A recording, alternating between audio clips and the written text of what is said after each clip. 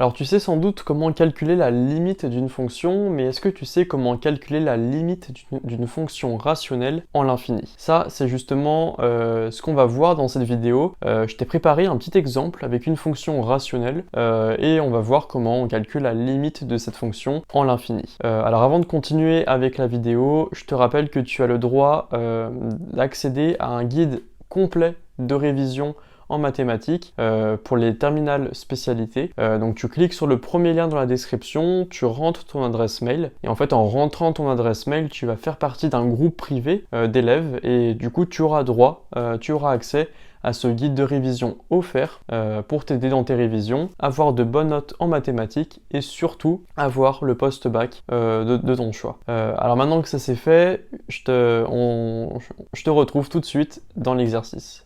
Alors, pour cet exercice, on nous donne une fonction un petit peu compliquée, mais tu vas voir, la méthode pour répondre à cette question n'est pas finalement si complexe que ça, il faut juste suivre les différentes étapes.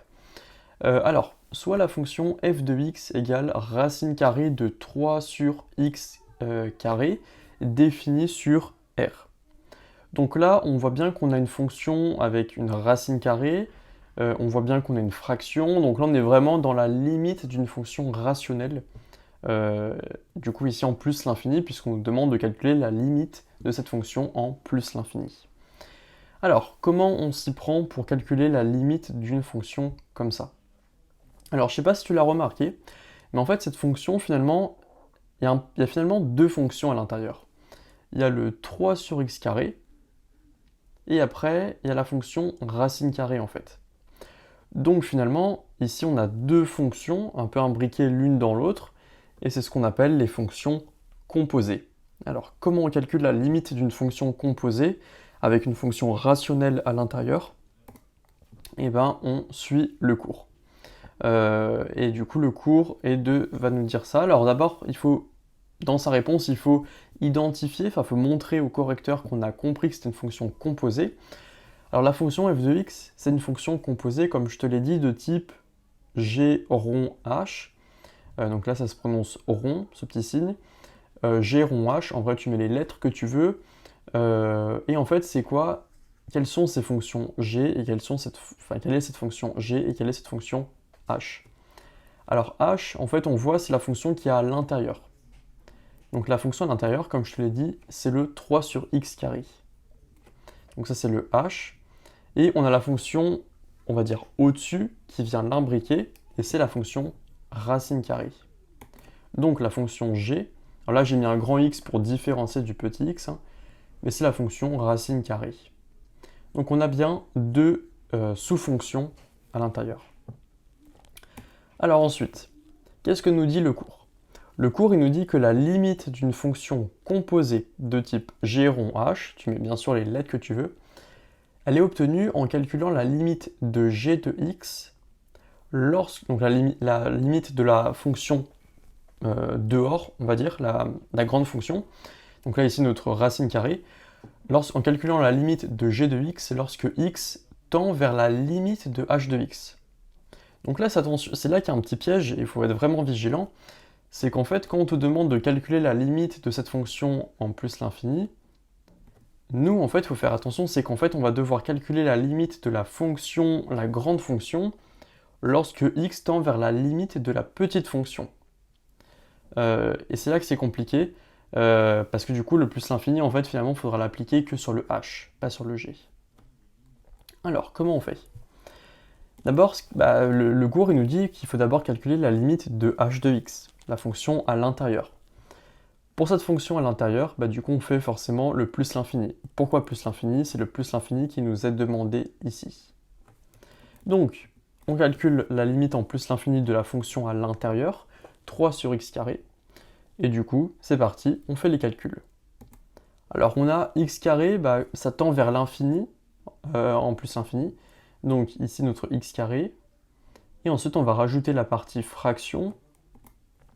Donc ça veut dire que si dans une fraction, en fait, lorsque le dénominateur tend vers plus infini et que là c'est un réel, du coup ça tend tout ça en 0, ça tend vers 0. Donc si on rajoute maintenant le 3 pour revenir à h, bah, ça tend aussi vers 0 en fait. 3 fois quelque chose qui tend vers 0, ça tend vers 0. Donc la limite de h de x quand x tend vers plus l'infini, c'est 0. Et maintenant, la question, bah, ça va être de calculer, enfin du coup, là je remets une petite phrase un peu conclusion, mais du coup la limite de h de x, c'est 0. Donc maintenant, on va calculer la limite de g de x, attention, quand x tend vers, pas plus l'infini, vers 0. Quand g de x, du coup, lorsque x tend vers la limite de h de x, donc là il tend vers 0. Et du coup, la fonction racine carrée, lorsqu'elle tend vers 0, bah en fait c'est 0. Forcément, la racine carrée d'un nombre de plus en plus petit, bah, c'est un nombre de plus en plus petit aussi, donc c'est 0 et ça reste en positif. Alors là, il y a une petite subtilité, je le mets parce qu'en fait, quand c'est x tend vers 0, c'est en fait 0 positif. Là, tu vois, je te le rajoute ici. Pourquoi? Parce qu'en fait, on ne peut pas faire une racine carrée d'un nombre négatif. Donc, le plus, il faut le mettre. Bon, là, c'est un petit détail. En vrai, si tu l'avais oublié, tu aurais quand même tous les points. Donc, enfin, un peu résumer ce qu'on a fait, on a calculé la limite de la fonction h de x, la fonction à l'intérieur, en plus l'infini, parce qu'on nous le demandait. On voit que c'est 0. Donc maintenant, on calcule la fonction à l'extérieur lorsque x tend vers 0, vers cette limite-là. Et du coup, la limite de racine carrée lorsque x tend vers 0, bah, c'est 0. Maintenant, phrase de conclusion, on peut en conclure que du coup, la limite de g de rond h, g rond h, c'est 0. Donc la limite de f de x, c'est 0. Et voilà comment on a montré, finalement, on a déterminé la limite d'une fonction rationnelle en l'infini. Finalement, c'est avec ces fonctions composées, c'est un petit peu complexe, donc je t'invite à t'entraîner à faire plusieurs exercices là-dessus, et tu verras que finalement, les étapes finalement restent les mêmes. Alors tu l'as vu, calculer la limite de cette fonction rationnelle en l'infini, c'était pas très facile. Finalement, on a eu pas mal de calculs à faire, surtout avec ces fonctions composées, qui sont finalement pas si simples que ça, mais bon, une fois qu'on s'entraîne, une fois qu'on a la méthode, finalement, on peut réussir à calculer ces limites. Alors j'espère que du coup, je t'ai pas trop embrouillé avec toutes ces limites, et qu'au contraire, finalement, tout est plus clair. Si tu veux d'autres exercices comme celui-ci, des exercices que je ne posterai pas sur YouTube, tu peux rejoindre le groupe privé. C'est le premier lien dans la description, tu mets ton email et ensuite tu rejoins ce groupe privé d'élèves.